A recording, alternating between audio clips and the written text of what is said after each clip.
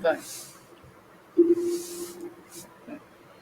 Vamos iniciar o nosso estudo das quintas-feiras e para isso vamos fechar os nossos olhos, agradecendo a Deus, a Jesus, aos bons amigos espirituais, o amparo que nos possibilitam, que nós possamos adentrar em realidades, em situações que foram vividas, mas que foram, na verdade, transformadoras, que foram oportunidades abençoadas, aproveitadas por estes irmãos nossos, que trazendo a experiência hoje podem nos amparar e que isso possa suscitar nos nossos espíritos novas motivações, novos ensejos, para que estas mudanças e melhorias se efetivem.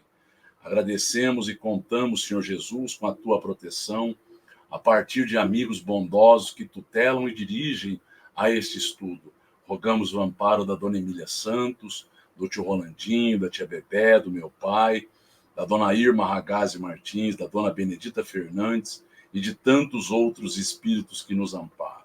Agradecidos e contando com esta proteção, é que vamos iniciar o estudo da noite, dando graças a Deus. Que assim seja. Então nós vamos entrar na segunda parte, no primeiro capítulo.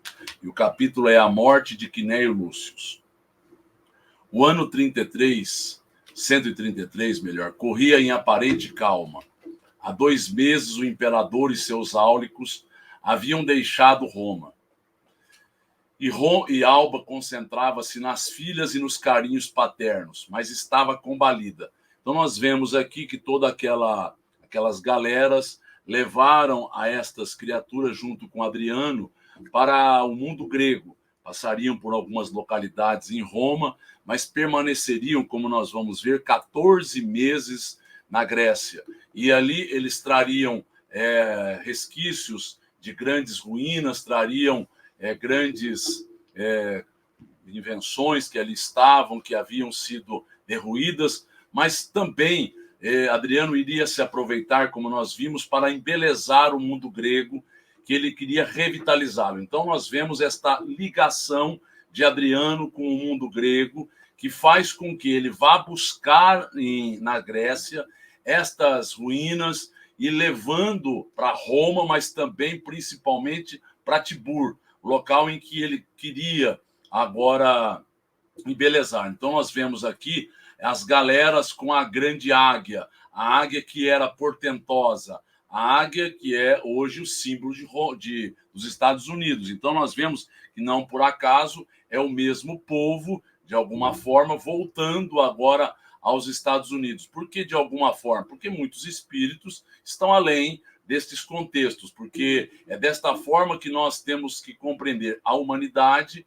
São aqueles seres coletivos que convivem em determinadas localidades, em determinados locais. Então, é isso que estava ocorrendo a este instante, o ano 133. Os cristãos já haviam morrido, Nestório, Ciro, nós vimos toda aquela Policarpo de Esmirna e assim por diante. Lólio Úrbico, vendo-se senhor do campo, abusava da autoridade que dispunha na ausência de César. Redobrava seus assédios de forma implacável. E aí, o que vai acontecer é que Alba Lucínia não tem com quem se abrir. Por mais que ela queira falar alguma coisa para Célia, ela não está se sentindo à vontade. Ela está se sentindo sozinha. Túlia estava com o marido agora numa excursão, agora numa atividade na Ibéria. E, consequentemente, ela estava com quem poder desabafar, vivendo uma situação de um homem que é importante que compreendamos o aspecto psicológico. Primeiro, ele era um homem, o segundo homem mais importante do Império.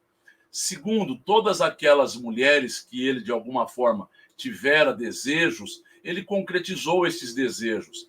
E ele via agora que esta mulher, que de alguma forma ele tinha um vínculo passado, um vínculo de uma paixão doentia, ela não dava a ele nenhuma possibilidade para que isso se concretizasse.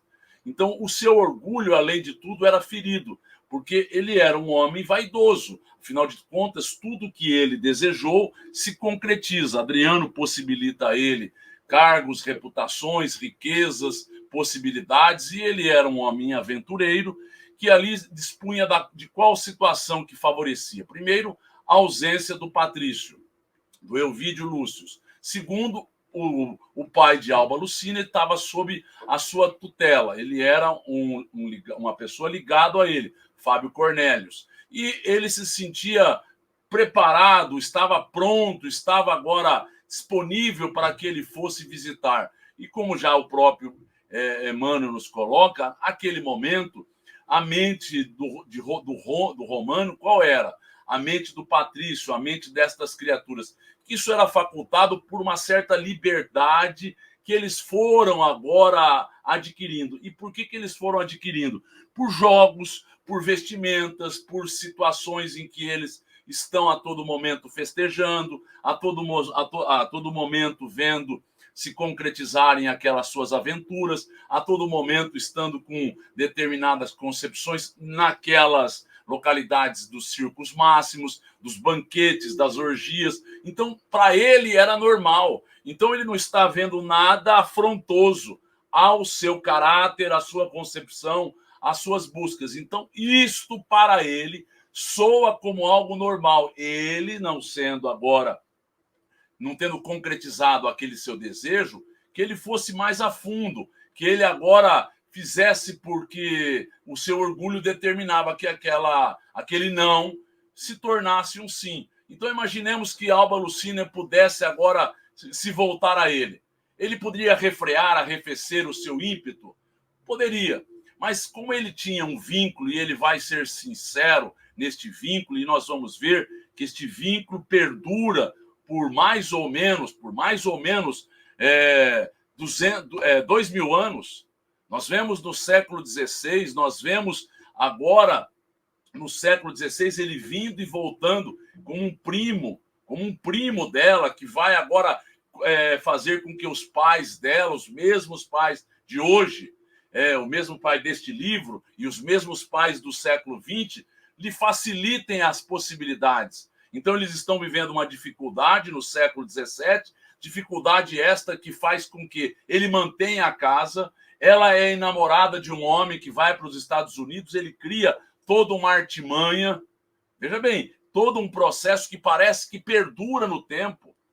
E ele vai agora desencarnar numa situação ruim no século XVII, volta como, entre aspas, um filho adotivo dela, e voltando como um filho adotivo, ele começa a recuperar os padrões de normalidade.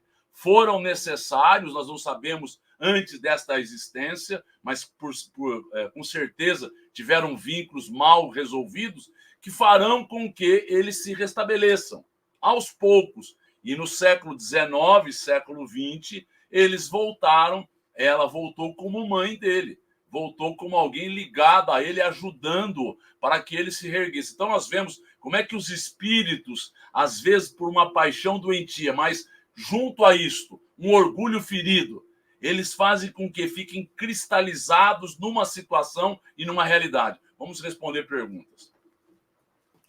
Essa paixão do prefeito por Alba Lucínia, por ser tão forte assim, teria tido início em outra vida anterior a essa? Com certeza, esta situação, porque ele vai falar agora adiante, ele vai falar de uma forma que a gente precisa compreender, e nós vamos verificar e vamos adentrar nestes meandros. Eu não vou antecipar aqui, mas ele vai mostrar não é a empatia, mas toda uma paixão doentia que ainda perdurava nele. Vamos ouvir perguntas. Pensando na posição do prefeito e pensando na questão reencarnatória, entendemos que a sua posição, seus poderes são uma prova, mas por que ele e a maioria de nós pede provas assim, sendo que praticamente 100% vão errar? Nós perdemos a mão, nós acreditamos que o mundo deve algo a nós. Esse tipo de cargo, esse tipo de posição não deveria ser escolhido apenas quando tivéssemos condições morais de exercê-las?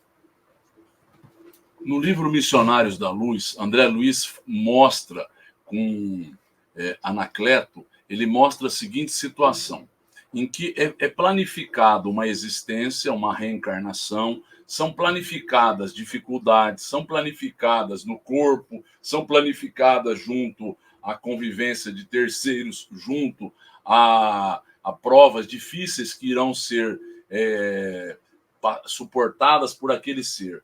E aí eles fazem uma análise, a espiritualidade, do que é possível.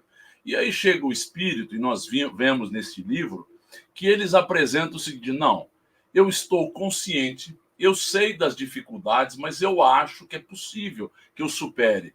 E aí os mensageiros fazem o quê? Fazem uma análise conjunta e mostram: meu irmão, na verdade, isso aí é além das tuas forças. Não, mas porque a pessoa está no plano espiritual em que tudo está favorável, onde as percepções são mais lúcidas, aonde ele consegue antever sem as dificuldades do meio em que nós nos encontramos no plano material. Então ele acha que é possível. E outras vezes, não é que ele foi colocado uma prova, ele desviou da prova. Outras vezes é um desvio de rota. Por exemplo, dele é um desvio de rota. Não foi programado para que ele pudesse ter isto ou aquilo, é porque ela não está referendando uma paixão doentia, ela não está facultando a ele este inebriamento que todas facultavam. Então, quando Cláudia diz que ele agora está sempre ligado a pessoas das suas armas, ou seja, aquelas que chegavam até ele. Então, ele era um espírito agora sensual, aventureiro, um espírito envolvido com as paixões, e a partir daí sempre teve a elas correspondidas. Então, o orgulho ferido também embaraçou o processo.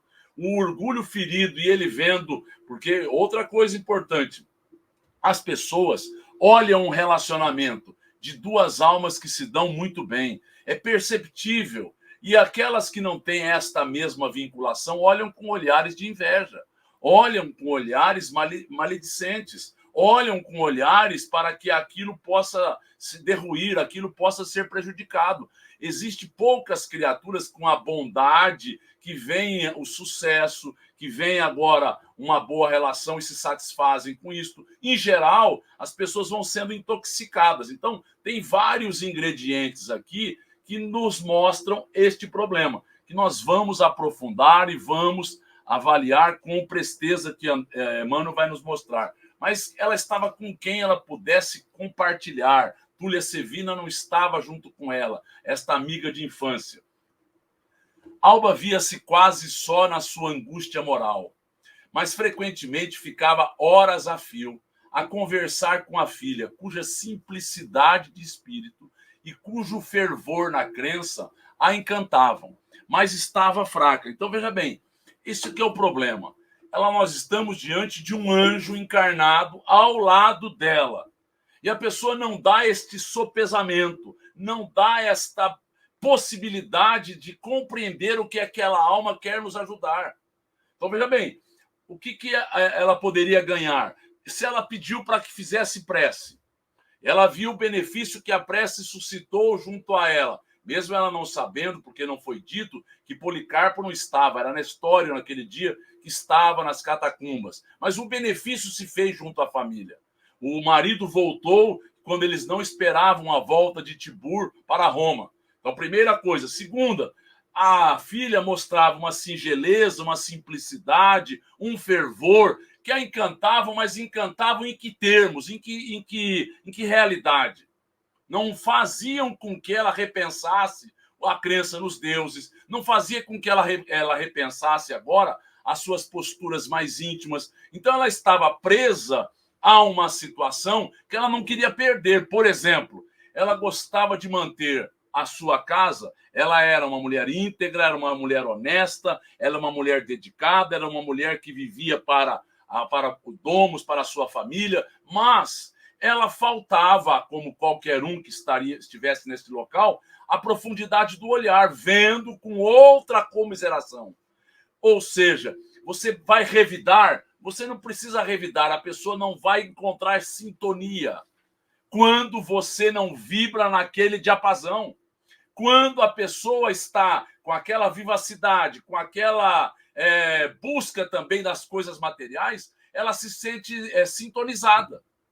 Então, quando nós buscamos o padrão espiritual, arrefece o ânimo de muitos outros e eles não sabem por quê. Eles acharão que perdeu o vício, que perdeu agora o elan, que perdeu agora isto e aquilo outro. E por quê?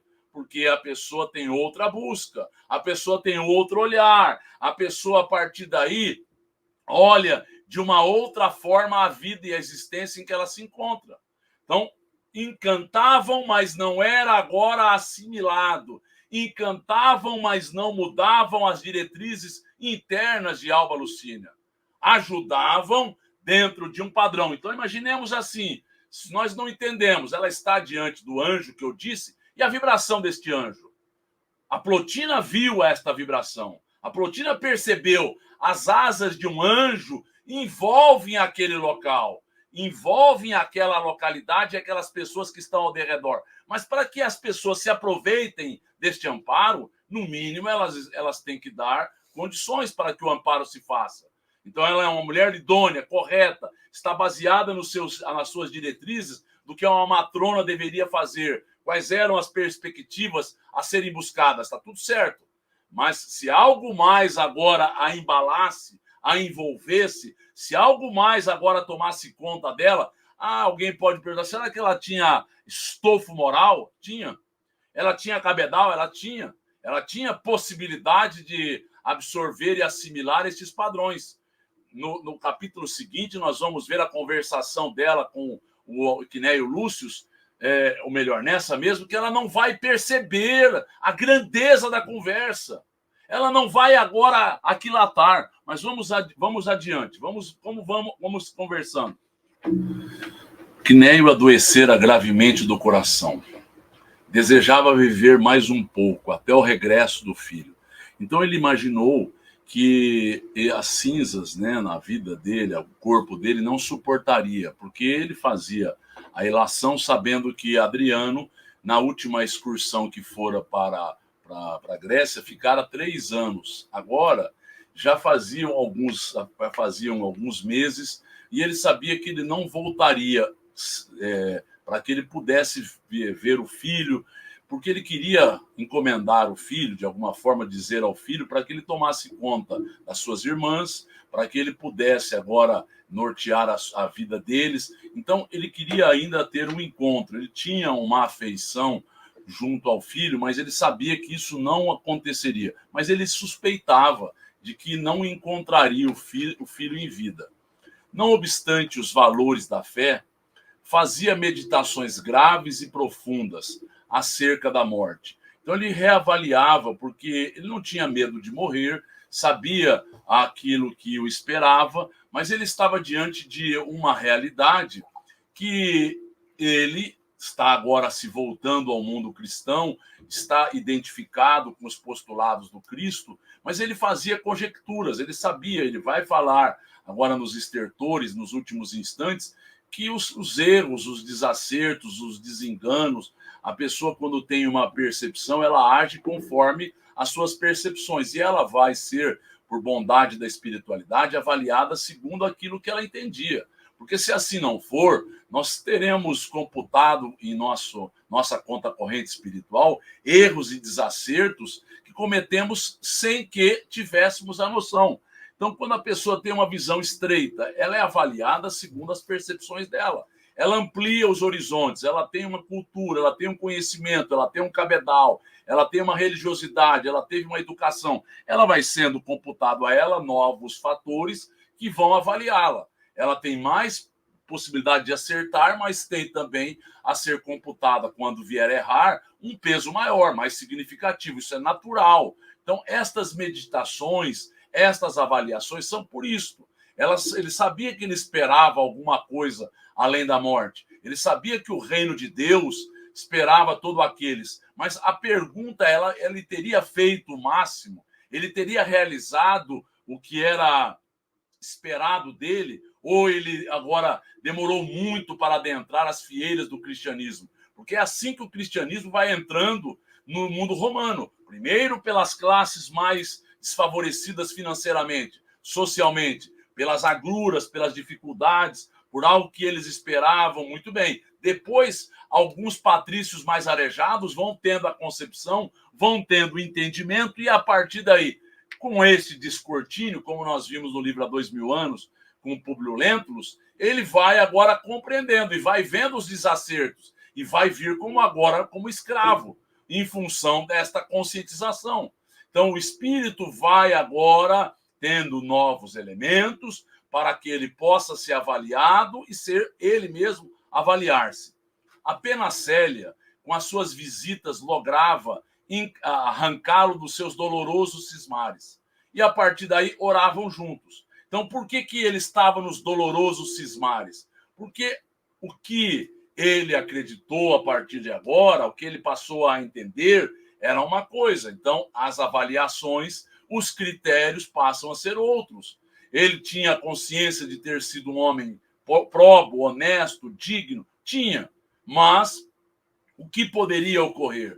O que poderia esperar? O que ele poderia ser avaliado? Porque é isso que nós temos que analisar, nos referendando e fazendo a analogia com outras criaturas que se nos apresentam, por exemplo, nestes livros. É isto. Será que eu fiz tudo que era possível? Será que eu perdi por conta disso, daquilo outro? As oportunidades, elas passam e passando eu não agora me envolvo com elas? E não me envolvendo, agora eu deixei com que muitas criaturas ficassem órfãs? Nada é por acaso, mas eu perdi a oportunidade.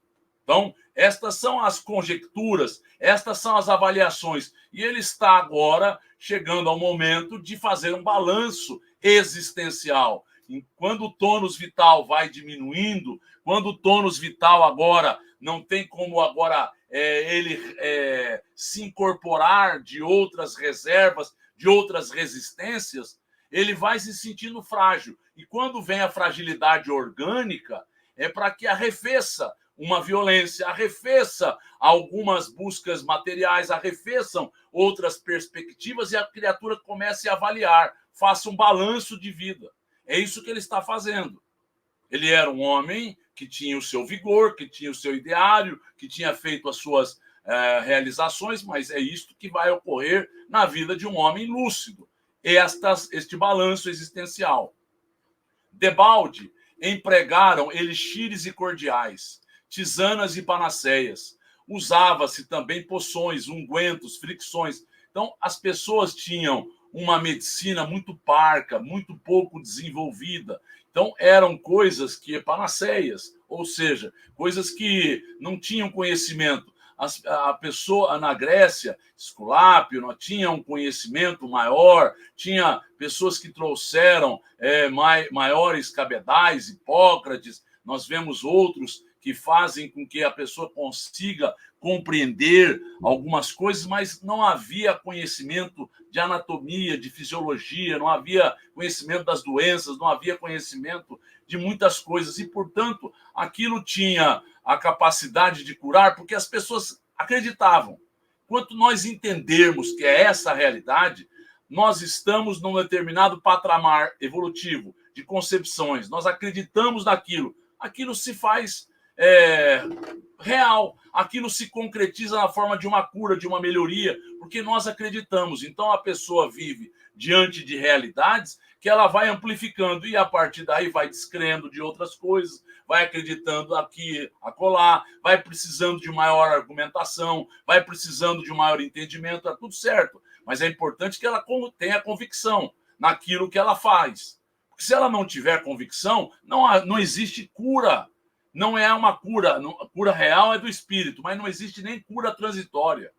A cura transitória se efetiva a partir da minha crença, da minha participação a favor daquela realidade que se estabelece. É isso que nós temos que compreender. Mas era um debalde, ou seja, não tinha grandes melhorias, pois a idade se fazia. É isso que nós temos que compreender. Era próprio da idade em que ele se encontrava.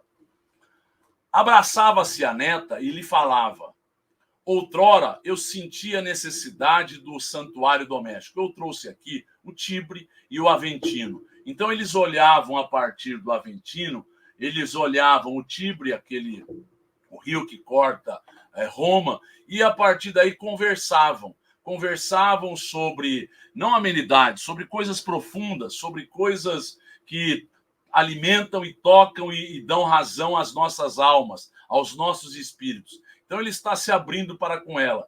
Ele tinha necessidade do santuário doméstico, ou seja, aonde ele iria orar aos deuses lares, aos penates, aos manes, enfim, aonde ele poderia ter a recompensa daquilo que ele imaginou que os deuses dariam a ele. Então ele está agora se abrindo.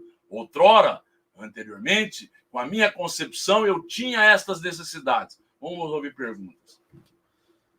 Pensando sobre programação reencarnatória, né? Quando a pessoa tem a possibilidade de adentrar mais a fundo nessa programação, como é o caso dela em si. A pessoa analisa as coisas que vai fazer, família, isso e aquilo, mas ela também reencarna baseada-se em pontos de apoio. Ao se programar, ela viu o avô já sendo esse ponto de apoio, apesar dela ser muito mais evoluída, mas alguém que a entenderia, pois ela era muito diferente dos outros da família?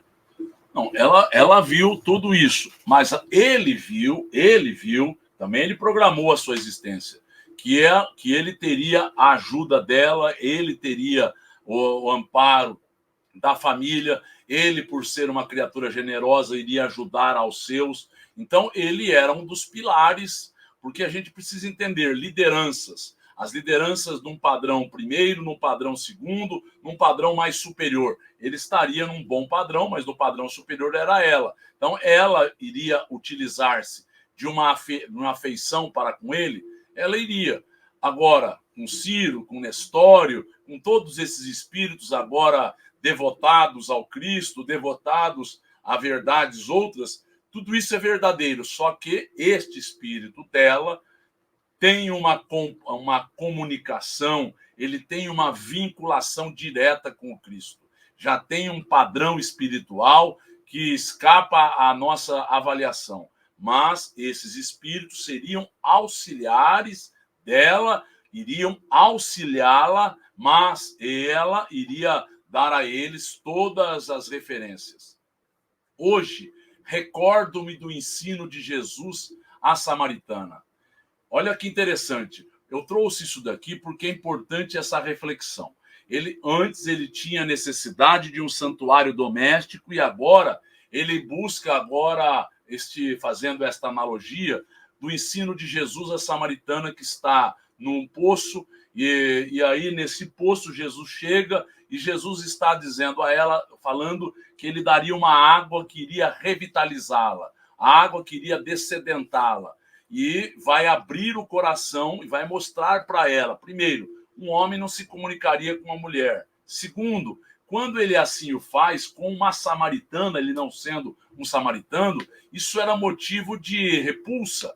Mas quando ele vai falar da vida dela, ela entende, rapidamente ela traz todos os seus familiares para que vissem aquele profeta, porque ele desvendou a vida dela. Ele vai falar dos casamentos, da vida dela. Chegará o tempo que o Pai Todo-Poderoso será adorado no altar do nosso espírito. E aí, não necessitarão de templos, não mais necessitaremos disso, daquilo e daquilo outro. É um encontro real nosso com o nosso Pai. Somos filhos do Pai, somos alguém que vai se identificando, vai gerando um reino dentro de si e vai se comunicando de forma direta com o Pai. Hoje nós precisamos de intermediários? Precisamos. Já temos uma conexão, ainda que pequena, com o Pai? Sempre teremos. A religião faria este religar, mas não é a religião no sentido de algo estabelecido externamente. É a religiosidade que fará com que isso se faça. E Jesus nos disse ser ele o caminho para que nós cheguemos ao Pai. Então ele está dizendo, no altar do nosso espírito, nós adoraremos em espírito e verdade a este Pai. E o homem, para encontrar-se com Deus, no íntimo de sua consciência, jamais encontrará templo melhor que o da natureza, sua mãe e mestra, Então eu trouxe aqui que ele fala do Gerazim, mas é o Monte Garazim. Esse Monte Garazim ficava agora e era cultuado pelos samaritanos como algo sagrado. Foi onde ocorreu o encontro de Jesus com a samaritana. Existe uma dúvida dos estudiosos. Emmanuel está nos dizendo aonde foi. Foi aos pés do Garazim. Então, é neste local sagrado em que Jesus se encontra com esta mulher e faz com que o preconceito seja aliviado. Ele mostre agora toda a possibilidade dele alimentar, descedentar a nossa necessidade de sede espiritual com outros valores. Ele vai agora na natureza possibilitar. Então, ele está nos dando referendos. Então, estas eram as conversações entre Célia e Quinéio Lúcio. Mas ele continua. Ele estando adoentado, Silano viera das Galhas para visitá-lo.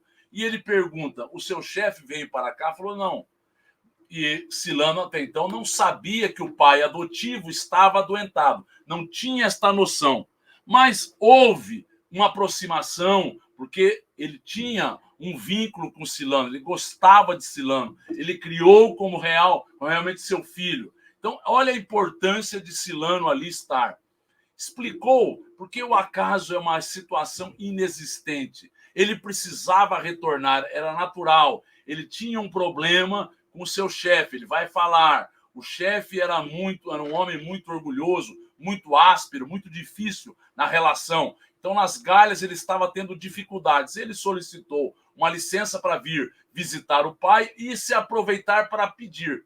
Explicou que solicitaram uma dispensa para rever o pai adotivo, de quem se sentia muito saudoso. Tudo isso é verdadeiro, tudo isso é real. Mas gostaria de fixar-se em Roma. Rogava ao pai que o protegesse, porque o seu chefe era um homem que criava muitos dissabores a ele. E Quinéio Lúcio ficou de advogar a sua causa, solicitar, fazer todo o empenho, sabia que, com o seu conhecimento, com as suas possibilidades, assim se concretizaria. Ou seja, Silano retornaria ao convívio dos romanos, na cidade de Roma. E aí ele se aproveita do ensejo para dizer, Silano, não desconheces o passado. Ou seja, ele foi claro, ele foi peremptório, dizendo de como ele chegou à casa de Quinéio Lúcio. Quando Márcia te abraçou pela primeira vez, quando você aqui chegou, ele vai mostrar um medalhão. Mas olha a importância de nós tratarmos os filhos que são adotados, mostrando que eles chegaram nestas condições, mas eles são filhos do coração.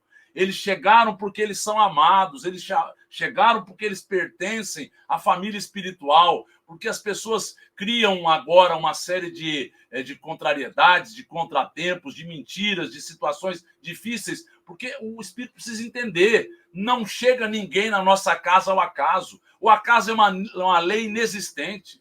Eles chegam porque é necessário que assim se faça. Primeiro, para que eles aprendam a valorizar a família. Segundo, para que eles entendam que eles são amados desta realidade em que eles estão sendo acolhidos. Então, Silano, não desconheces o passado. Então, é importante esta reflexão para que a gente saiba como tratá-los. Vamos ouvir perguntas. Poderia um laço tão forte como o de Quinéio Lúcio e Silano ter sido criado nessa existência? Não poderia, não. Nada que é feito assim, que nós possamos acolhê-los, é feito aleatoriamente. Então, o que acontece é que eles tinham um vínculo do passado com problemas. Qual era o problema? Silano, muito provavelmente, era um espírito aventureiro que pouco se importou com a família, pouco se vinculou à família. Agora, ele vem por outras vias, chegando a esta família para que ele valorize, para que ele aprenda, para que ele saiba que é importante a gente valorizar aquele instituto, as oportunidades que a vida nos dá. O acaso não existe. E aí os encontros, em verdade, na grande maioria deles, são reencontros, ainda mais nestas situações. Vamos ouvir perguntas. Sobre aqueles que não valorizam a família, né, a instituição familiar, não honram pai e mãe, quais seriam as possíveis provas, aquilo que eles poderão passar no futuro? Primeiro, estas situações que nós já relatamos aqui. A segundo, ser de alguma forma, não é enjeitado, mas ser de alguma forma não esperado. Terceiro, viver uma situação de dificuldades na relação em que a pessoa se sente distante daquele núcleo, parece que ele não pertence àquele local, parece que ele está agora vivendo numa situação totalmente desconexa, vive um quadro de solidão, porque a pessoa ela cria realidades que ela passa a se embalar por elas e a partir daí ela tem que modificar os padrões que foram feitos de forma indevida, de forma desnecessária. Sim, o Silano diz, eu não desconheço, eu sei do meu passado, mas os deuses quiseram conceder ao mísero enjeitado um pai carinhoso e não maldiga o destino. Ou seja, ele era grato, o pai foi um amigo, o pai foi alguém que orientou, o pai foi alguém que se preocupou com ele, o pai deu a ele normativas de um homem de bem, um homem claro, um homem correto, um homem digno, o homem que advogou a sua causa em várias circunstâncias. Então, Silano está agradecido por este passado. Olha que interessante o que ele vai dizer. Meu filho, olha o Quinério Lúcio já com um olhar profundo, que já quem entende o processo. Por isso que eu digo que ele poderia ter antes chegado ao cristianismo. Meu filho, os enjeitados não existem para a providência divina. Não existe isto. Enjeitado e significa eu estou passando por uma prova que ontem eu não soube como me aproveitar dela. Todas as facilidades estavam sendo oportunizadas a mim e eu não soube como utilizá-la de forma real. Olha bem como continua Quinério Lúcio. Nem mesmo remontando ao pretérito, deves alimentar no íntimo qualquer mágoa. Todos os destinos são úteis e bons, quando sabemos aproveitar as possibilidades que o céu nos concede em favor da nossa aventura. Então, olha lá o que interessante que ele está colocando. Ele está colocando de alguém que já conheceu profundamente a doutrina cristã e das vidas das reencarnações. Ele já entendeu, o acaso não existe, tudo que nos surge é para o nosso benefício. Tudo que nos acontece é para o nosso crescimento espiritual. Nada que nos ocorra não é útil, não é bom, não é para o nosso crescimento. Tudo é que nós queremos da nossa forma, nos revoltamos. Nós queremos nos arrogar isto e aquilo e não aceitamos o que a vida nos dá. Nós achamos que aquilo não está certo e a partir daí nos revoltamos e blasfemamos. É por falta de consideração, é por falta de entendimento, é por falta de maturidade, é por falta de entender que o Pai quer o nosso melhor sempre. Então, Quinério Lúcio logo entendeu. Primeiro, não imagine que existam enjeitados. Todos são amparados e filhos do mesmo Pai. Segundo, todos nós não podemos alimentar a mágoa. Terceiro, nós temos que entender que são possibilidades para o nosso crescimento. Tudo está soando ao nosso benefício. Tudo conspira para o nosso crescimento. Então, olhe bem como ele já era alguém que compreendeu a doutrina cristã em profundidade a partir da lei de causa e efeito, rapidamente. Então, veja bem quando o espírito é atilado, quando o espírito é arejado, quando o espírito tem cultura, quando o espírito tem bagagem, quando o espírito está na hora dele, e aquilo passa a ser algo que ele já assimila muito facilmente. E ele vai dizer que ele vai andando assim para lá e para cá para que ele possa ir buscar o medalhão num pequeno cofre de madeira e ele o encontra e vai trazer a Silano. Encontrei sobre o teu peito de recém-nascido este medalhão que guardei, porque não era importante que eu visse de quem era, de quem não era, mas tinha este medalhão que pode te ajudar, que pode ser importante para você adiante. Entregando-lhe o medalhão, disse, guarda-o, porque talvez ele lhe ajude, vai lhe ajudar de alguma forma, não com aquilo que vai ocorrer, mas para que a pessoa tenha a noção. A noção qual é? Nós estamos nas provas necessárias ao nosso crescimento. Nós estamos passando por circunstâncias que não foram muitas antevistas, muitas já foram programadas, outras surgem em função da nossa leviandade, surgem em função da nossa imaturidade, surgem em função da nossa revolta, mas são importantes superarmos. Então, veja bem o que está acontecendo.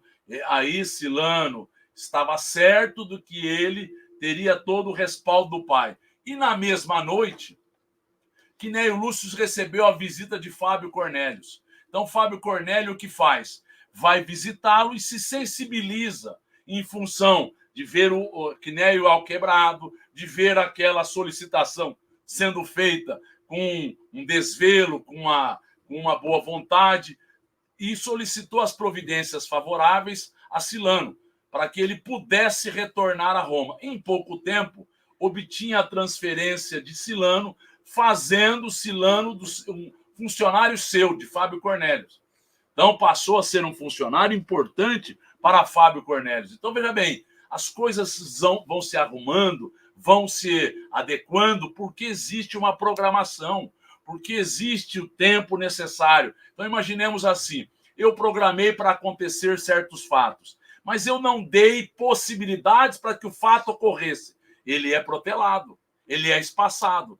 O fato foi agora colocado para acontecer adiante. Eu dei possibilidades, ele pode ser antecipado. Eu agora usei-me muito mal das minhas emoções, uma doença que surgiria adiante. Eu antecipo o problema.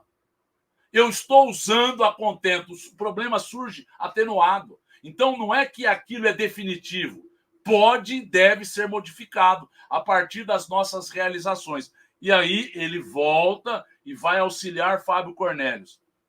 Alba aceitou de bom grado a amizade respeitosa que Silano lhe demonstrava. Por que é colocado isso? Porque veio à mente dela que ela iria conviver agora com este rapaz, e este rapaz agora ela sabia quem era.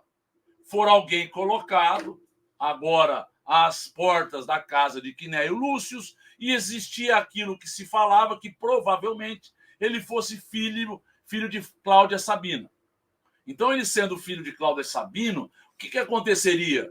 Poderia ter alguma intriga, alguma coisa, mas em função de uma amizade respeitosa que era colocado, porque até então ela não sabia, primeiro, quem ele era, por que ele fora criado, quais foram as circunstâncias, nada disso. Mas, em função de uma conversação que Túlia traz à baila, ela ficará sabendo. E ficando sabendo, ela vai agora tomar os cuidados, mas aceitou esta amizade que voltaria a uma convivência não tão próxima, mas, quem sabe, adiante. Lólio não abandonava seus propósitos. Um determinado dia, ela está voltando, Alba Lucília e Célia estão voltando para sua casa, e Lólio ali está. Mas Lólio, naquele dia, ele está transtornado. Ele está agora envolvido com uma paixão desvairada, algo que enlouquece a ele, algo que faz com que ele perca todo o bom senso. Ainda que aquilo fosse algo indecoroso até então, agora ele vai passar dos limites. Agora ele vai chegar a uma situação que não é revoltante, não é isso, é algo que foge dos princípios do bom senso. Porque ele está indo de uma forma muito doentia. E nós vemos aqui a Téria visualizando toda esta conversação. Será possível que a senhora não possa me conceder uma leve esperança? Porque o que acontecia é que, além de tudo, ela mexia com o orgulho dele. O orgulho ficava ferido, nada, nunca, em nenhum instante, após ele chegar à condição de prefeito dos pretorianos, chegou a alguém não aceitar uma aventura, um relacionamento. Amo-a profunda e loucamente. Sua imagem me persegue. E ele vai dizer, vamos passar por cima das das etiquetas sociais. Vamos agora viver de forma plena o nosso amor. Quem é que está correspondendo a isso? A pessoa está vivendo num mundo paralelo, ela acha que o outro vive também naquela realidade. Porque o que aconteceu? A pessoa vai enlouquecendo. As emoções, quando não bem trabalhadas, elas levam ao adoecimento destas emoções e, por conseguinte, do espírito. Então, a paixão se transforma em algo doentio, se transforma em ressentimentos, em ciúmes, em maledicência, em mágoa, em um orgulho ferido, enlouquecedor. Vivamos os anseios de nossas almas. De nossas não, da alma dele. Sejamos felizes com a nossa união e o nosso amor. Ou seja, vamos agora deixar de lado todas as preocupações sociais, todas as etiquetas, vamos deixar de lado e vamos viver como se isso fosse natural. Até então, Alba Lucínia, sentindo toda esta sedução, sentindo toda esta situação difícil, ela conseguiu conviver de uma forma, diríamos assim, de uma forma equilibrada. Ela conseguiu conviver, mas aquilo iria martirizando a ela, iria tirando o tônus vital, tirando o elan, tirando o ânimo. E ela, por ser uma mulher que vinha das províncias, que era uma mulher que tinha as suas buscas outras, mais centradas no seu domus, na sua família, ela não estava tão afeita a estas seduções, a estas buscas de aparências, estas aventuras. Ela não fora criada desta forma. Ela tinha a maturidade espiritual para agora resistir a estas postulações. Mas é importante que a gente entenda, o homem estava enlouquecido, transtornado. E aí eu digo e faço a reflexão. Uma paixão não correspondida, ela pode adoecer. Mas quando esta criatura nunca teve nões, nunca teve senões, nunca teve ninguém a brecá-lo, a colocá-lo em situações de dificuldade ou de dizer basta, a pessoa acha que ela pode tudo a qualquer instante. Então, isso é que é importante que a gente vá compreendendo. As oportunidades que surgem quando nós temos possibilidade de beleza, de dinheiro, de poder, dificilmente o espírito suplanta. Por quê? Porque ele está sujeito ou ele se coloca numa condição em que tudo é possível.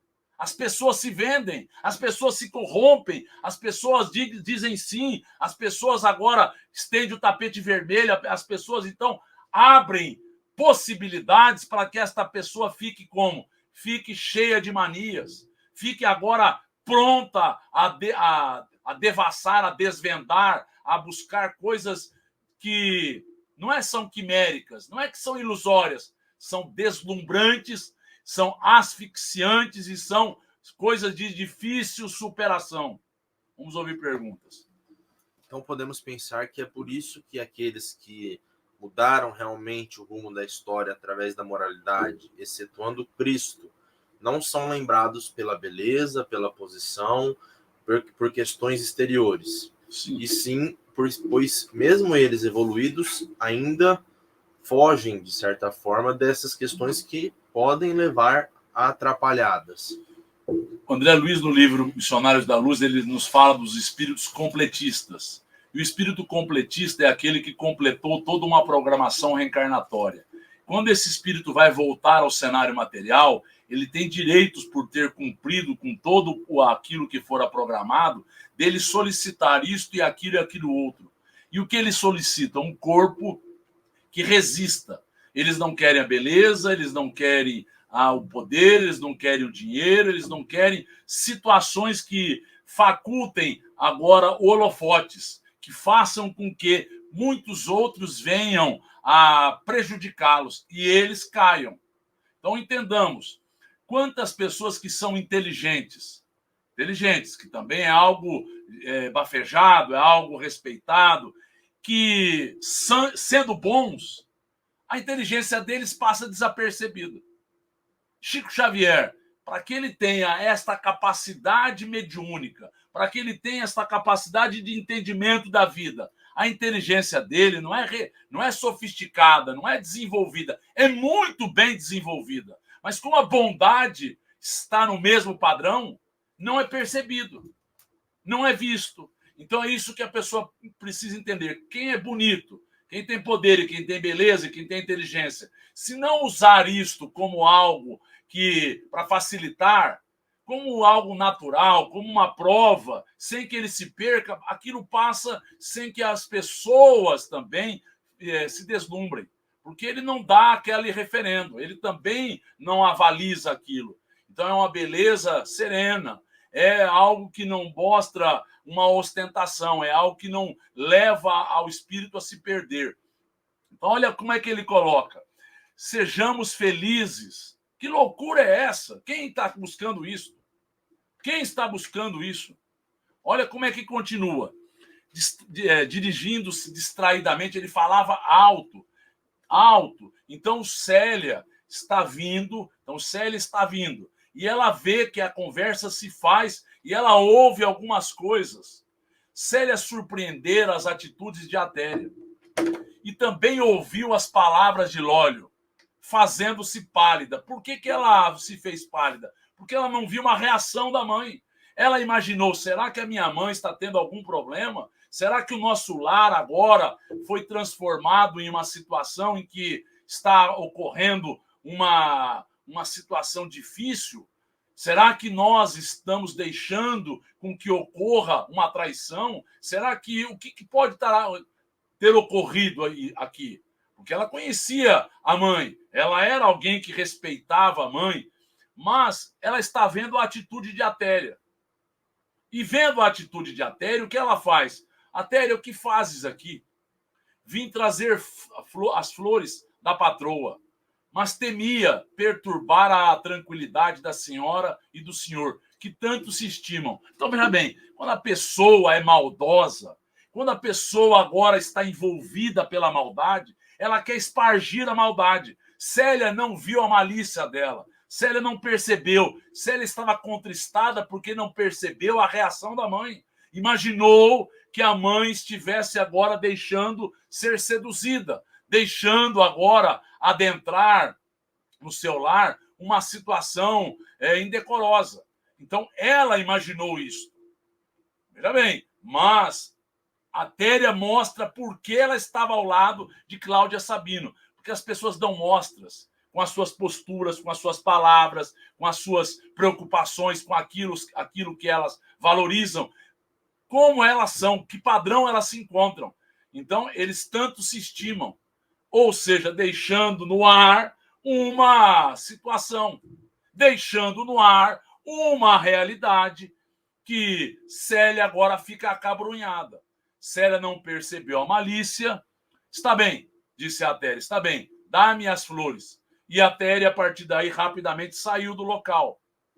Ou seja, ela não teve a maldade de repreender, de falar com a Atéria, ela quis que pura e simplesmente a Atéria saísse daquela situação para que ela, a partir daí, pudesse fazer as suas reflexões. Célia recolheu-se apreensiva. Se a mãe prevaricasse, olha bem como o espírito superior avalia os fatos. Ele compreende, ele vê que as pessoas estão envolvidas por injunções que talvez um espírito comum não supere. Se ela prevaricasse, ela, como filha, deveria testemunhar-lhe o mais santificado amor, com as sublimes demonstrações de uma renúncia suprema. Olha bem como é que ela iria se posicionar. Ela ficou a refletir. Se a mãe estivesse prevaricando, se a mãe estivesse agora agindo de forma indevida, por alguma razão que não cabia a ela julgar, ela estava compreendendo, ela estava contristada, porque não queria que aquilo pudesse gerar um dissabor, um problema no seu lar, mas, ao mesmo tempo, ela estaria pronta às mais sublimes demonstrações de uma renúncia suprema. Ou seja, espírito grandioso, espírito que já entendeu perfeitamente, como nos fala Neio Lúcio, que pertence ao pacto de Jesus. Relembrava os preciosos ensinos de Jesus. Quais são? Renunciar, renunciar, perdoar, entender se a pessoa nos pede para que nós possamos dar 1.000, que vamos dar 2.000 passos.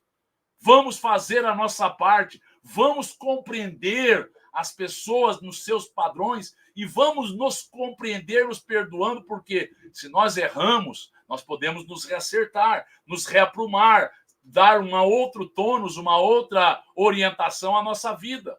Então, é essa postura importante que está sendo colocado, que ela estava agora entendendo todas as possibilidades que a vida lhe possibilitava. Vamos ouvir perguntas. Então, pensando como um espírito superior, que não é nosso caso, mas tentando trazer para a nossa vida.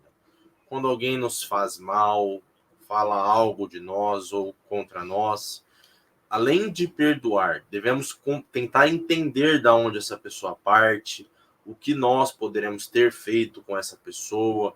Não só a questão do perdão, é a questão de contextualizar tudo para que a gente entenda o outro. Além de entender o outro, a gente precisa buscar não fazer com que o outro veio de cá, veio de lá. Não entender assim.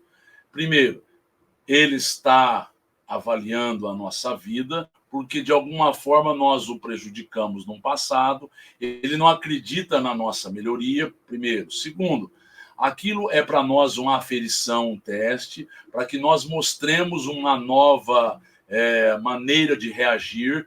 E esta reação, além de ser compreensiva, é mostrar que nós estamos buscando outros padrões.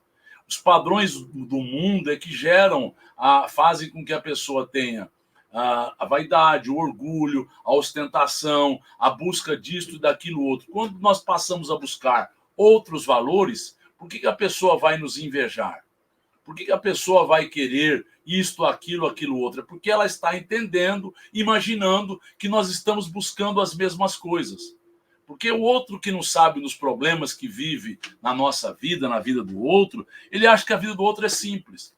Então, quando a gente acha que o menor problema, ou melhor, o maior problema que existe é o problema financeiro, nós estamos profundamente enganados. O problema desta criatura que está aqui sofrendo, Alba Lucínia, ela tinha dinheiro, ela tinha possibilidades, e daí? Ela está sendo colocada numa prova dificílima. Não porque ela estava tergiversando, não porque ela estava agora prevaricando, não era isso não, mas é porque ela estava querendo manter um equilíbrio, uma serenidade, querendo manter em defesa a sua casa, o seu lar, mas um homem insidioso, um homem contundente, um homem virulento, um homem sedutor, um homem que tinha agora uma postura muito doentia, que se arrogava por conta disso, daquilo outro, há possibilidades que ela não podia se abrir com o pai, não podia se abrir com a filha, então era muito difícil. Então, estas provas é que são difíceis. Estas provas que mostram o seguinte: ou a criatura tem ou não tem padrões, ou a criatura tem ou não tem elementos para suplantar a prova. Então, a pessoa é colocada numa dificuldade que provavelmente, no passado, ele tergiversou, ele errou. Então, a prova surge como uma tentação, como uma aferição de valores, para que nós mostremos valores, para que nós mostremos que nós temos superado aquilo ou não. Porque, assim, é uma prova. Muito bem, porque para nós é difícil. Alguém que já superou aquilo não é prova mais. Aquilo é normal. Ele trata com naturalidade, ele trata com serenidade, aquilo não mais cria problemas dentro dele.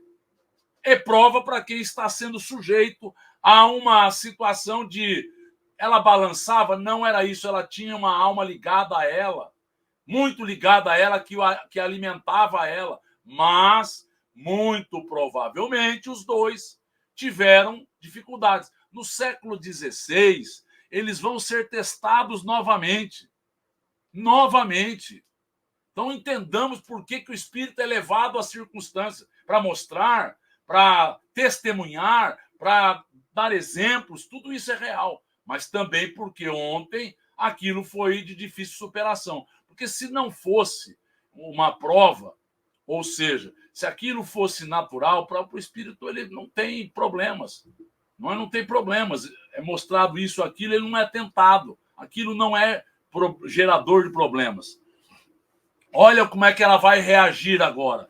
Tenho tolerado os vossos insultos com resignação e caridade. Ou seja, ela está agora fazendo com que uma reação, e esta reação é própria de um espírito correto, esta reação que nós poderíamos dizer, esta ira santa, que ela está agora envolvida por ela. Por quê?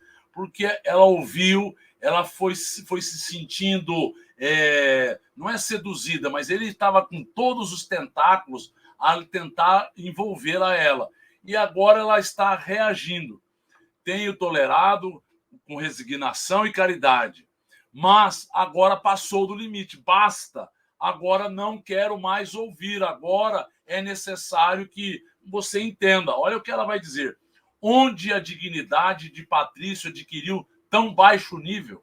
Onde? Nem na Suburra, nem no Esquilino, nem em lugar algum isso é possível de acontecer, em função de uma falta de respeitabilidade. Primeiro, porque o senhor trabalha com meu pai. Segundo, porque tinha uma amizade com o meu marido. Não vos envergonhais, tentando nodoar a reputação de uma casa honesta e de uma mulher que cultiva as virtudes domésticas? Você não se envergonha com isso? Então agora ela está com uma ira, ela está agora fazendo com que ele se situe e se sinta agora, de alguma forma, mais apaixonado por esta mulher, porque é uma coisa tão doentia quando eles veem que a pessoa agora não titubeia, que a pessoa agora não vai tergiversar, que a pessoa mantenha a postura, aí que ela fica mais indignada ainda. Porque o que acontece num espírito desse? Eles acham que todos estão no mesmo padrão, todos reagem da mesma forma. Quando eles veem que alguém reage de forma diferente, eles querem testar de uma forma intensa para ver se aquilo é real, para ver se é verdadeiro. É isso aqui que os obsessores fazem. Os obsessores fazem com que a pessoa vá sendo envolvida, e com uma constância e com uma durabilidade que só os fortes resistem. Então, que é importante que a gente entenda que é isso que está sendo denotado, e ela está reagindo. É uma casa honesta, que tem reputação, uma casa que mantém o seu padrão, uma mulher que é casta, digna, correta. As portas dessa casa se abrem agora, elas se abriram para receber alguém que teria uma pretensa amizade com meu pai, com meu esposo. Agora elas se abrem para expulsá-lo como um monstro. Um monstro que veio gerar transtornos a este lar. Não conheço o código da prevaricação e nunca pude compreender a amizade pelo caminho da injúria. Olha bem como ela vai agora ser firme, mas elas não estavam mais ouvindo, nem Célia, nem Atéria. Mas o importante não é que os outros ouçam, vejam e saibam. Isso é o menos importante. O importante é a conduta, é a correção, é a firmeza, é a idoneidade, é aquela criatura que sabe como ela deve se comportar, porque é isso que foi acontecendo. As pessoas foram sendo seduzidas pelas facilidades. As pessoas foram sendo corrompidas moralmente porque aquilo se fez fácil. Então imaginemos assim, um patrício tem quantas escravas, quantas agora serviçais, quantas pessoas que se submetem aos seus gozos, aos seus prazeres, às suas buscas. Então aquilo passa a ser algo que vai envolvendo e vai gerando de uma forma plena essa sociedade. Ela vai sendo carcomida pelas bases. Olha como é que ele reage. O prefeito, saindo, exclamou: há de ouvir-me com mais benevolência noutra ocasião. Ele não se sentiu agora escandalizado, não se sentiu com orgulho ferido, não se sentiu. Ele achou que esta reação faria com que ele tivesse mais ardor numa conquista, buscasse com mais intensidade ainda a ela. Tenho paciência inesgotável. Ou seja, ele estaria pronto a novas investidas. Ele imaginou que ela daria o braço a torcer, que ela iria se submeter aos seus padrões, porque é isso que a pessoa imagina. Ah, não é possível que ele está agindo diferente. Ah, não é possível que ele pense de forma diferente. Não é possível, porque a pessoa tem ela como padrão de referência dos outros. Cada um tem as suas próprias referências. E aqui, um padrão de uma matrona era um padrão ilibado, um padrão de conduta idônea. Não estamos falando de padrões crísticos, de padrão de boa convivência, de boa reputação. E olha, vamos continuar. Vendo-se só, a Patrícia deu expansão às lágrimas amargas, que se lhe represavam no íntimo. Até então, ela se manteve acima daqueles problemas, ela se manteve tranquila, mas agora sozinha, ela viu que aquilo amargurava, desgostava, aquilo era muito intenso, aquilo mexia com as suas as energias mais entranhadas, que ela precisava reagir, ela precisava ser contundente e, ao mesmo tempo, ser uma mulher impoluta. Isso vai desgostando, porque um tipo de espírito desse, além de tudo, é um espírito obsessor encarnado. Além de tudo, suga as energias. É um espírito que é maledicente, inferior, um espírito. E aí ela precisava estar resguardada pela prece. Ainda que ela fizesse, nós vimos e vamos ver em outras oportunidades, que ela fizesse, mas não era coisa elevada. Mas agora ela estava desanuviando um pouco estas situações tão difíceis que ela vivera até então. Vamos ouvir perguntas.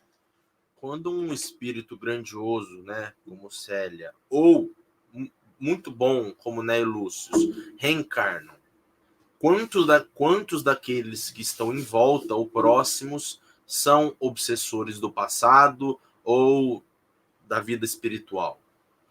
Não é que são só obsessores, existem obsessores, mas existem espíritos que têm uma afinidade, mas mesmo que não sejam obsessores, são espíritos que estão devotados a outras causas, a causas da materialidade, e geram obstáculos sem que queiram.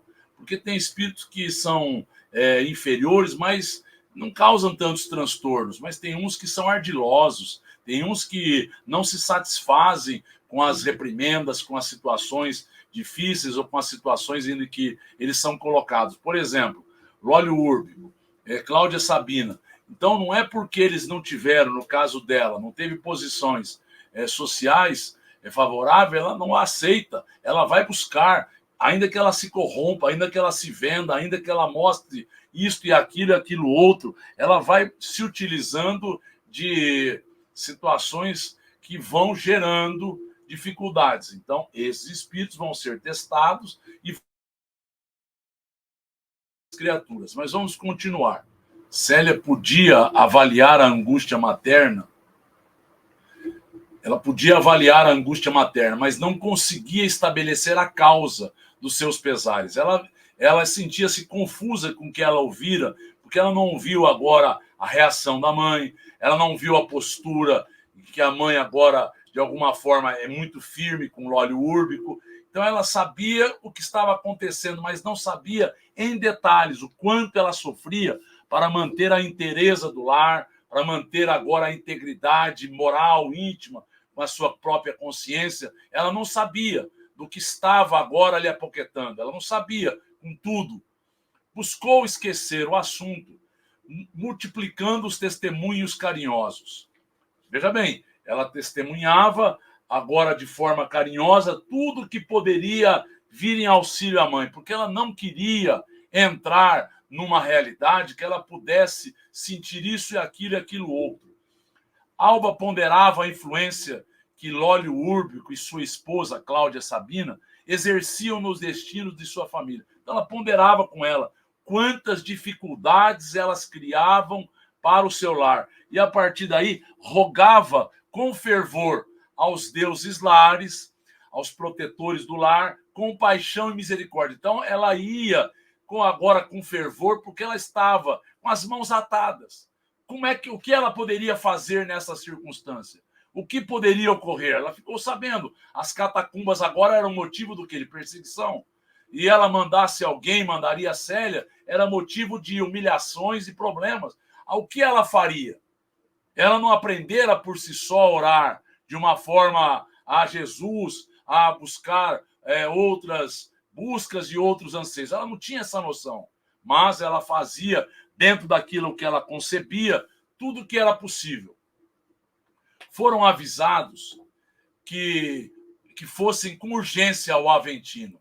Então, que eles fossem, porque Neio Lúcio não estava bem. Neio Lúcio, então, um serviçal da casa deles, do Aventino, que Neio Lúcio viera chamar.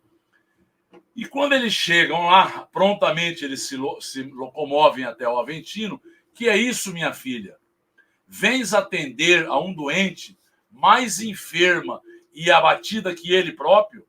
Porque ele viu que ela estava esquálida, ele viu que ela estava agora desfigurada, ele viu que existia agora latente dentro dela um sofrimento. Então, com a sua agora capacidade de adentrar nesta alma humana, nesta avaliação, com a sua experiência de vida, ele percebeu que era uma dor muito pungente que envolvia ela. Alguém chegou a ferir-te o coração afetuoso e desvelado, porque ele fazia suas conjecturas, porque ele viu aquele troca de olhares. A troca de olhares é o seguinte: olha, o Úlbrio olhava de forma intensa a Alba, ele viu Cláudia Sabina olhando de forma intensa a Elvídio, na chegada deles. E eles vinham na província e viu que eles traziam agora, não estavam envolvidos por estas intrigas, por essa vida agora tão aventureira destes tempos modernos, que assim eles imaginavam. Então, olha como é que ele vai perguntar: alguém chegou a ferir-te o teu coração afetuoso e desvelado? E ela agora querendo dar uma desculpa, dizendo que ela estava com este problema, com aquele outro, agora a doença dele, a ausência de Elvídio e várias outras circunstâncias. Ela queria dar uma desculpa, uma justificativa. Quando ele vê que ela silencia, ele vai responder: teu silêncio dá-me a entender uma dor moral muito grande. Alba deixou rolar uma lágrima. E aí, filha, olha como Emmanuel fala, essa lágrima, filha do seu coração dilacerado. Mas logo ela justificou: sinto-me presa dos mais estranhos e torturantes pensamentos. E ele agora vai se aproveitar fazendo uma análise profunda de quem conhece, de quem conheceu claramente o processo das reencarnações. Ele vai responder dentro da sua fraqueza física, mas dentro da sua percussiência espiritual, que era possível ele ajudar. De que forma agora a filha, que ele achava, tratava ela como filha, porque ela quis justificar a doença dele, isso e aquilo, o problema da ausência de Elvídio. Teu espírito sensível, por certo, vem ferindo-se nos espinhos das estradas ásperas dos nossos tempos de decadência e contrastes dolorosos. Então, você vem agora, olha bem, ele está percebendo, a decadência começa a envolver o espírito do patriciado, o espírito do romano. Eles estão envoltos pela ociosidade, eles estão envoltos pelos prazeres, nada agora mantém eles de uma forma serena. Tudo é necessário que seja megalomaníaco, seja gigantesco, grandioso. E ele vai tentar aprofundar a conversa. Já ouviste dizer que temos várias vidas? Ela se assustou. O que seria isso? Será que ele está agora devaneando? Será que ele está agora enfraquecido? As experiências ensinaram-me que precisamos de várias existências para aprender e nos purificarmos. Olha bem como ele diz. Olha lá. Então é necessário que a gente vá adquirindo experiências para que a gente aprenda, para que a gente agora supere as dificuldades, para que a gente agora purifique e perceba as criaturas de uma outra forma. Os que hoje nos odeiam ou nos perseguem poderão ser convertidos ao bem com o nosso amor compassivo. Ele está dizendo uma profecia, Ele está dizendo uma profecia, mas ele está dizendo de alguém que conhece o mecanismo. O mecanismo é esse. E esse espírito foi se encontrando com ela. Foi se encontrando, foi um primo, foi alguém que se aproximou, alguém que quis envolvê-la, alguém que tentou fazer de tudo para que ela pudesse se subverter aos seus encantos, aos seus reclamos, à sua capacidade. Eu estou dizendo de coisas que foram agora acontecendo ao longo dos séculos, até que reencarna como filho dela. Ou seja, ela foi dando a ele outros padrões. Na mesma vida, no século XVI, XVII, ele volta, como eu já disse, como eu já frisei, agora renovado, motivado a novas posturas, sendo amparado pelo mesmo espírito de Célia, que ali está na posição de Alcione, na persona de Alcione. Então é importante que a gente entenda, esses espíritos vão se reencontrar conosco, que a gente tenha maturidade, que a gente não adentre nos padrões deles, mas ajude-os de uma forma serena, equilibrada, sabendo que a gente vai convertendo a eles, com exemplos, com dedicações, com real melhoria de vida. Vamos ouvir perguntas. Essa visão profunda da vida, essa visão que contextualiza questões morais, questões de vida, não necessariamente espirituais apenas, ou de religião, mas questões profundas, são passíveis de aprendizado em uma vida, ou é uma questão de experiência de vidas sucessivas? É maturidade do espírito como um processo das vidas anteriores. Não é passível de você adquirir. Isso aí, este olhar bondoso, este olhar de profundidade, é necessário um estofo, uma vivência, uma bagagem espiritual para que o espírito compreenda e possa avaliar de uma forma mais serena os fatos e acontecimentos. A partir daí, o que vai acontecer? Ela imaginou, Alba Lucínia, que ele estivesse agora em função da doença, que aquilo não tinha nexo para ela. Ela não fez conexão, porque isso aí, quando a gente fala coisas descompassadas para uma criatura que não está entendendo. Então, quando o Cristo fala que nós não deveremos jogar pérola aos porcos, é isto. A pessoa não vai entender e a pessoa vai ter-nos como um doente, como um louco, como um alucinado, pois o parâmetro dele é material. Entendamos e compreendamos e saibamos que isso é normal. Olha bem como é que vai continuar. Daí a momentos, Alba confiava aos de casa suas impressões do estado mental de Quinéio. Ou seja, Márcia esclareceu a ela dizendo: isto ocorre desde que ele declarou suas simpatias pelas doutrinas cristãs. Ou seja, elas gostavam de Quinéio Lúcio, mas achavam que ele não estava com problema mental. Ele estava um pouco adoentado, que aquilo não era normal. E ela vai esclarecer, isso passou a ser natural, com as suas ponderações. Márcia gostava dele, mas não tinha profundidade. Não tinha agora elementos para compreender. E quando você não tem elementos para compreender, o que acontece? Ou você aceita porque gosta, mas você acha que está adoentado. Quando nós vemos Gamaliel, quando ele volta agora para o deserto, para as proximidades do oásis de Dan, em que Paulo vai ficar ali por um tempo, o seu irmão, que tinha ele como a inteligência ponderada, suntuosa, portentosa, que deu condições para que eles se mantivessem, Gamaliel deu condições, quando ele retorna e começa a conversar sobre o cristianismo com eles, eles acham que ele está enlouquecido. E vai dizer isso a Saulo de Tarso quando Saulo vai ao encontro dele. Ele está um pouco fraco, ele está agora ele está vivendo recluso. Ou seja, quando você vive agora num outro tempo mental, num outro tempo espiritual, os que estão próximos e não entendem acham que você, por não buscar as mesmas coisas do que eles, as coisas materiais, você está enlouquecido. Sei por que me beijas e abraças. Ela ouviu, Célia, aquilo que estava conversando, e ela veio rapidamente ao lado do avô. É pena que os nossos não possam compreender os princípios que nos esclarecem e consolam o coração. É isto. É isso que dá consolo para a vida. É isso que esclarece a existência. Não é viver segundo os padrões materiais que geram um aturdimento, um enlouquecimento, um descompasso, uma revolta, uma busca que não chega a lugar algum. É ter a noção dos valores do espírito. E quando a pessoa compreende, ela não é compreendida.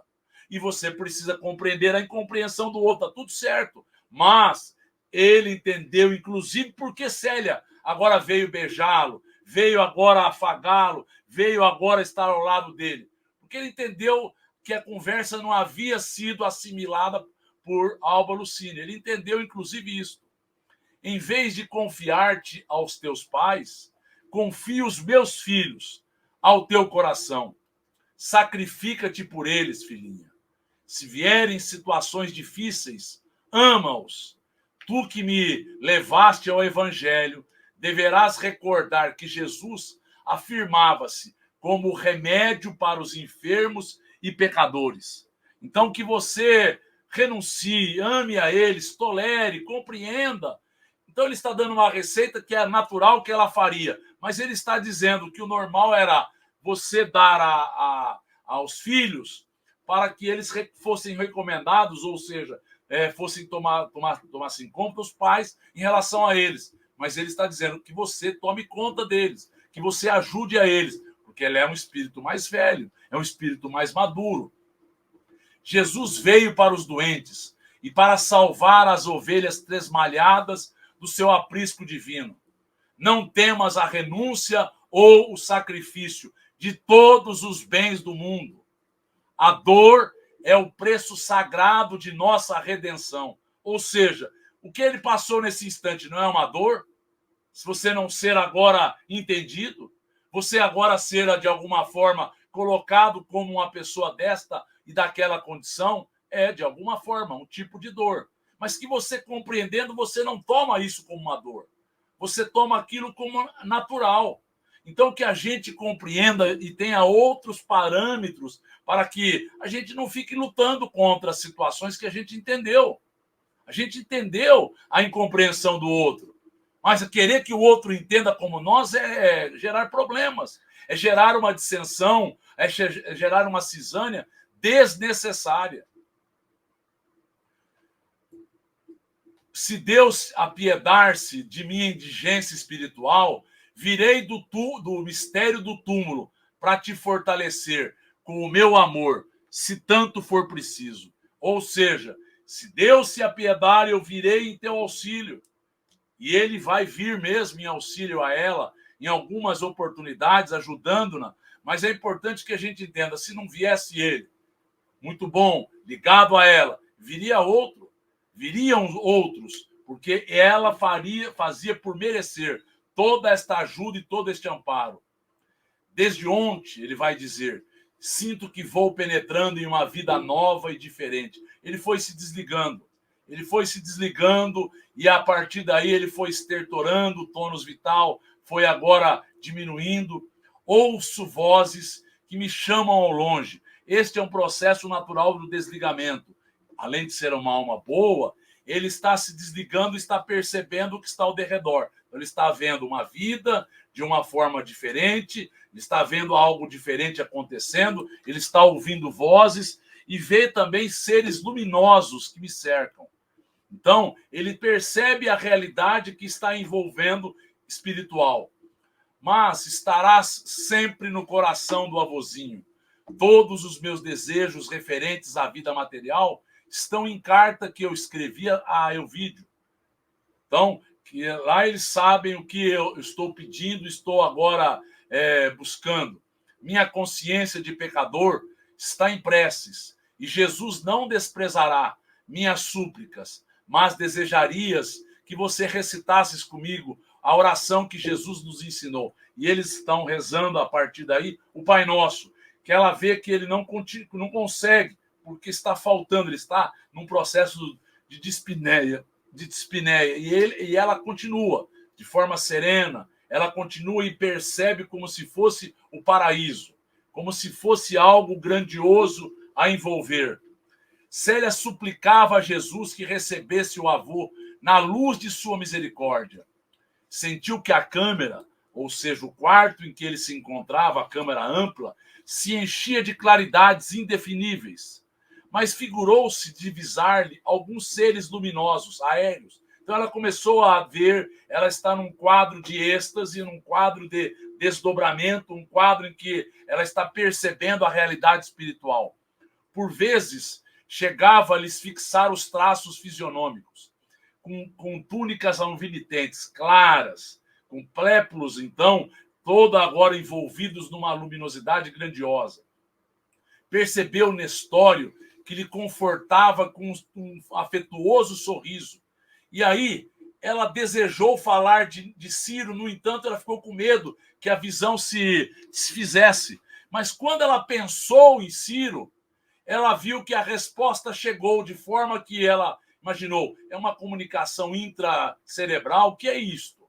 Porque ele respondeu a ela, Ciro já veio e você vai vê-lo em breve, vê-lo-ás em breve. Ou seja, ela conversou com ele mentalmente, ela entendeu a resposta dele, ela se alegrou pela presença de Nestório, e Nestório vai dizer a ela, calma o coração e guarda a tua fé sem desdenhar o sacrifício. Adeus. E aí ela viu que junto de alguns amigos desvelados, ele vai dizer, viemos buscar o coração de um justo. E ela certificou-se que era o último suspiro que o avô dava. E nesse instante ele ficou por 70 horas nesta situação, e ele pelo amanhecer, ele ficou nestas situações até que acontece essa aparição de Nestório, e no dia seguinte ele é levado, ela vê ele sendo levado aos planos superiores da vida, ou seja, se desligou seguindo ao plano espiritual. Então nós vimos o processo do desencarne, e aí a notícia do infausto acontecimento foi mandado a Elvídio pelo correio do próprio imperador, enquanto Caius e Elvídias chegaram da Campânia. Ou seja, existia um correio esse que a cada 1000 passos tinha agora um localizador, tinha pontos para pararem estas carruagens que faziam o correio e levava, às vezes, até 75 quilômetros por dia. É colocado que Tibério, quando vai em busca do seu irmão, a morte do seu irmão, nos últimos instantes, ele anda por 300 horas. Então, o correio levava agora as cartas, levava as recomendações, levava isto e aquilo para todo lugar.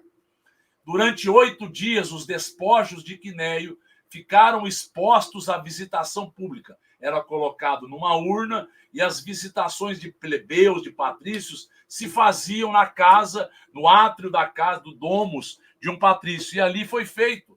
Ali ocorreu, ele era um homem reconhecido, e depois ia acontecer naturalmente este cortejo, até sendo levado às catacumbas. Mas Fábio, então, fez questão de tomar todas as providências para que não faltassem as honras do Estado.